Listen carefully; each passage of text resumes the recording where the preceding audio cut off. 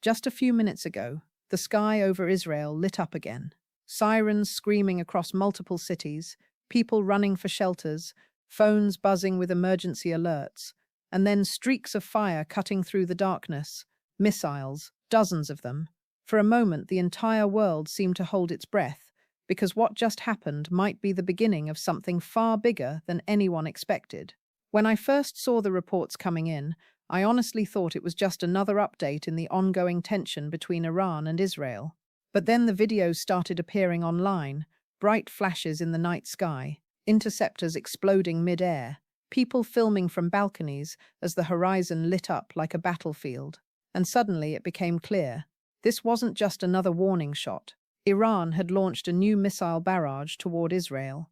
Now, if you've been following what's happening in the Middle East lately, you already know things have been extremely tense. But what makes this moment so dangerous is that many analysts believe we may be witnessing the next phase of a conflict that could reshape the entire region.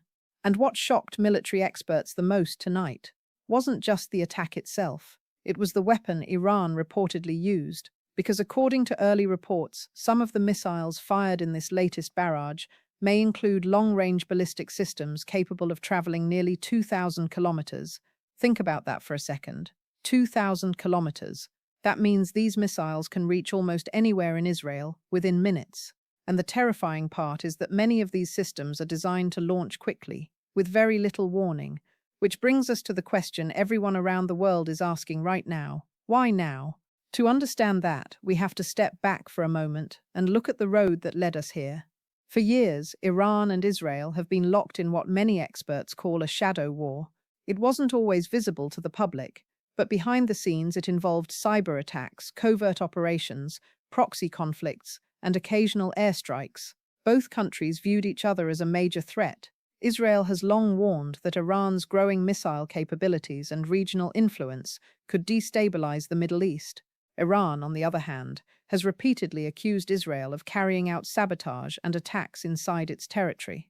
For a long time, these confrontations stayed mostly indirect, but earlier this year, something changed.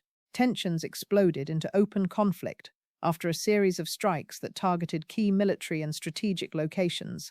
Almost overnight, what had once been a hidden rivalry turned into a direct confrontation, and since then the region has been holding its breath.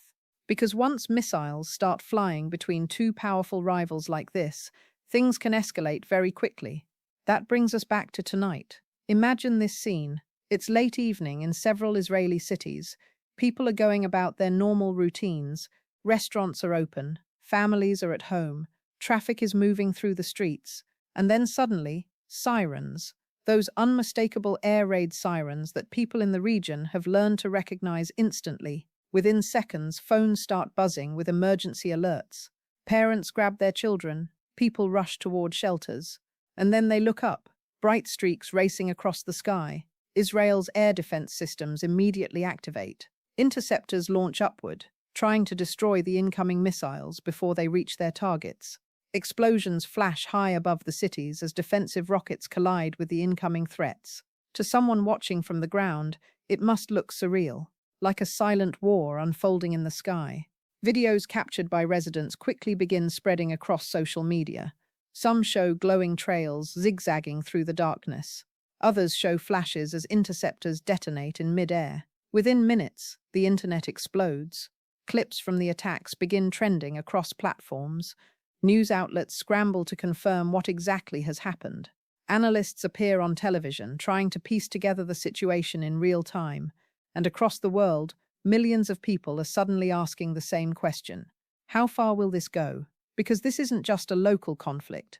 The Middle East is one of the most strategically important regions on the planet. Energy routes, global trade, and military alliances all intersect here. When tensions rise between two major powers in this region, the ripple effects can be enormous. That's why tonight's missile barrage has so many governments on edge. Military experts are closely analyzing the types of missiles that may have been used. Some reports suggest that more advanced systems could be involved, including solid-fuel ballistic missiles that can be launched much faster than older models. Why does that matter? Because solid-fuel missiles require far less preparation time. Instead of needing lengthy fueling procedures before launch, they can be fired much more quickly. That reduces the warning time for defense systems and increases the difficulty of interception. In simple terms, they're harder to stop. And if those reports are accurate, it would represent a significant escalation in the capabilities being used in this conflict. But the military dimension is only part of the story. The political consequences could be just as dramatic. Whenever a major missile exchange occurs, it creates enormous pressure on leaders to respond. Governments face public demands for security, military officials consider possible countermeasures, and every response risks triggering another reaction from the other side. That's how conflicts spiral. Already, analysts are debating what might happen next. Could this remain a contained exchange between Iran and Israel, or could other regional actors become involved? Some experts warn that groups allied with Iran across the region could potentially enter the conflict if tensions continue rising. Others point out that international powers have strong interests in preventing a wider war. But here's the truth. History has shown us that once a confrontation reaches this stage, predicting the next move becomes extremely difficult. And that uncertainty is what makes moments like this so dangerous. Right now, people across the region are watching the news, checking their phones, and waiting for updates. Families in affected areas are hoping the interceptors will continue doing their job.